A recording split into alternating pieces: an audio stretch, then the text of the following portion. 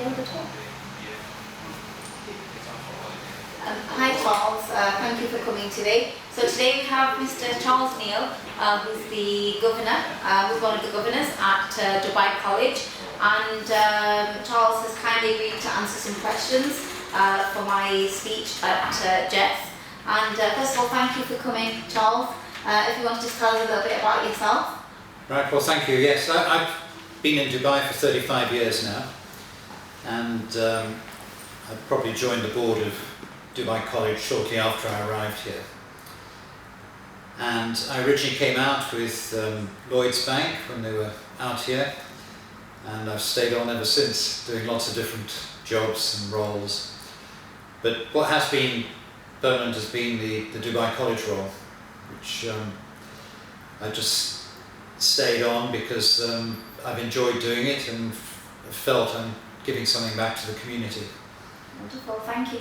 And just to start with my first question, Charles, why did you become a school governor? Well, a number of reasons. In the early 80s when I arrived here, it was very much part of a community effort. The school had been set up by mainly British companies, but also included Dubai Aluminium, who were one of the big supporters, to provide a good education for the companies coming here and whose parents wanted a British education. So obviously being a head of a British bank, it made a lot of sense to come in and support the school on the finance side. Wonderful. And what are your main priorities as a governor, and how is it different to school administration or school leadership? Yeah, well, there's a big dividing line. We're considered a government trustee, or certainly non-executive. And the board is drawn from people with a wealth of experience and in different specialities. So we've got corporate governance experts, we've got finance, legal, buildings, ex-parents, existing parents, and even an alumni. Yeah. Wonderful. And how many governors are there usually in a school? Well, we've got an amount that has been set for us, which is in the original constitution, which was a decree issued by Sheikh Rashid when the school was founded in 1978, and a decree that we should have 11 board members. Yeah. Wonderful. And governors are always referred to as a critical friend. What does that mean, and how is that received by the school, and especially the leadership at the school? Well, yes, you can be a critical friend, supporter, or you have to make hard decisions. So basically the board appoints the leadership, appoints the management, and the management report through, that's the headmaster, the bursar. The board receive briefings on various subjects, topics, changes in education, and what we do is we try and bring our experience, what's going on in the general environment, to the academia, who are perhaps not so well connected into the community, and we give them the benefit of our advice. And of course, quite a number of us have been on the board for quite a few years, so we've also got a lot of experience of what works and what doesn't work. Okay, so the governors are not always school specialists, or they're not teachers, you might say. How can someone who is not a school specialist support specialists in school? Well, the board does have an academic specialist, Professor Gad, who's linked with the British University in Dubai.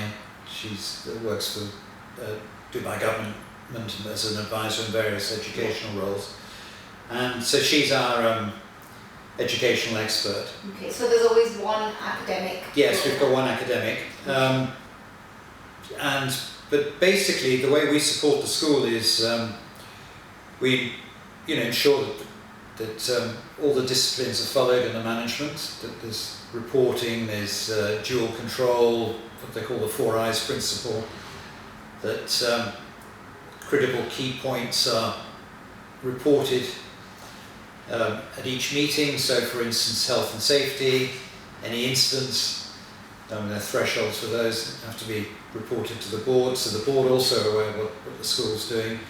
The finances are very important. Obviously, we have to maintain control, ensure the controls are maintained in the finance department, and building, again, even the bursar, you may have had experience of projects, but we have a construction specialist on the board to support him, and check, that what the contractors are saying is correct, what the consultants are advising. So even though the governors are not specialists, they're not school specialists, they are specialists in their own field, and they bring a lot to the school in terms of the experience that they have. Might be working in a large organisation, they may be self-employed, but they can bring critical skills. Yes, so typically to add to that would be in the IT field. Yes. But we'll take a keen interest on the results. We do comparisons year on year, ask critical questions to the management, so they know that the board are looking at them, and then we'll ask various subject specialists to come in and brief us what's going on, why results were good or perhaps not so good in a particular area, changes in the curriculum. So we do get a lot of information on that, and we can comment. And a lot of us have had children who've gone through the school system, both in Dubai and in Britain. Yeah. And so not only does it help us understand what's going through in our children's schools, but it also their feedback helps us understand what's going on in the school. Okay, and how much time should a governor invest in a school? So how much time should they be giving to the government to the governor's meetings? It's I think pretty much on average it should be something like 6 hours a month, but it can be a lot more depending if there's any situation. But let's take recruitment and appointment of key positions. Well, then that's several days.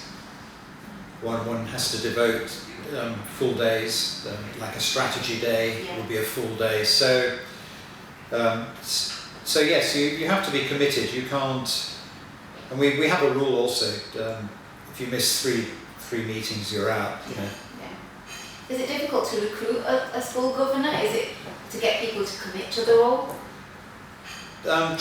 Generally no, but maybe because it's Dubai College and people want to be in that. We've had some very high profile members, I mean like the chairman of Emirates Airlines and so on on the board. Many industry leaders and so they are people who have committed to the school. So they have to give their commitment, and we make it very clear what it is. But we generally have to actually sift through quite a few numbers of people to get to the right person, because there's been so much interest. Yes. And it might be that even though they're working full time, or that the school governor, they can't find the time. They have to make the time because they've committed to the role. So they have to ensure that they're there at all the meetings, and they contribute, especially in the areas of specialism. Yes, that's correct. Wonderful. What are the most important roles as a chair of governor? So for the chair of governor, what's the most important? Well, the chairman, he's on top of all the other roles. He attends a number of committee meetings. He's obviously chairing over the board meeting, but also he's very much the face of the school with government authorities. If there are any meetings with like the KHDA and the school inspection teams that come in and so on, the chairman's always present at those those meetings. So he's got he's got an additional layer of things he has to do above the most of the other board members. How open and transparent should a governing body be? Because a lot of confidential information is provided at the governance meetings. They may be asked questions outside of that meeting about what the meeting topic was, for instance. How transparent should they be when they're speaking to, let's say, fellow parents or? No, they can only be general. You definitely can't cross that mark of confidentiality. I mean, there are all sorts of cases, particularly with all the support that goes on now in schools, like this health and safety, but I mean it includes child protection and all these sorts of things. So you definitely can't talk about that. And the biggest issue really is in the who gets into the school, because it's very competitive. We have probably around about 500 applicants for 160 places. I would say 70-80% of those applicants could actually fit into the school, so it's a very difficult decision to make, and we leave that entirely in the hands of the management, the headmaster, and we probably the biggest pressure we come under is from parents and some very well connected people who want to get a child into the school, and the child hasn't made the grade. And so we do have issues with parents, prospective parents, and but we don't go into any details, and we try and let the management deal with it as much as possible, because we don't want to be seen interfering in management decisions. So that comes to my next question. Can a governor go too far? Well, I think there are limits, and we only intervene if some issue, if something has gone wrong, or we can. We've got an internal audit function which reports to the board. If there's something we're not happy with, we can conduct investigations. We can make the appropriate decisions and so on. But we don't want to be sitting in management meetings. We don't attend any of the senior leadership team meetings, the SLT meetings, for instance. We just get the main points from those and how they're going to affect the school, and obviously my role as the treasurer and deputy chairman is what's the impact going to have on the budget. And that's another topic for discussion, is the budget and how the budget is managed by the school governors. Yes. What advice would you have for an aspiring school governor? Well, I think the aspiring school governors, they need to have obviously the specialism that they're going to contribute. Now it's become a lot more like the need for that. When I first joined, you could be a generalist. I think you need a balance now. You need generalists and people who are connected, who are well respected in the community, and are prepared to commit the time. So I think that's probably the thing, the enthusiasm, and it's what they're going to put into it, because they're not going to get anything out of it apart from the feeling of contribution. But there's nothing financial. There's nothing to help them in their business or their social lives. It's not making a difference to the community. It's making a difference to the community. Well, thank you very much, Charles. Thank you for coming today and answering my questions. I really appreciate that. I hope everybody enjoyed Charles and my conversation, and I hope if you're thinking of becoming a school governor, I hope we manage to help to make your decision. Thank you. All right, thank you.